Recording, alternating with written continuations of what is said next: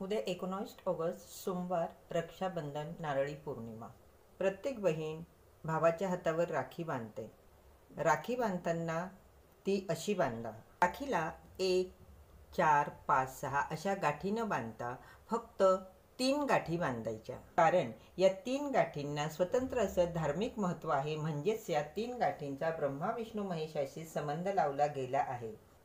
पहिली गाठ भावाच्या दीर्घायुष्यासाठी, दुसरी गाठ स्वतःच्या दीर्घायुष्यासाठी आणि तिसरी जी गाठ आहे भावा बहिणीच्या या दीर्घायुष्यामध्ये असताना भावा बहिणीमध्ये सातत्याने अखंडपणे प्रेम राहावं यासाठी तिसरी गाठ आहे.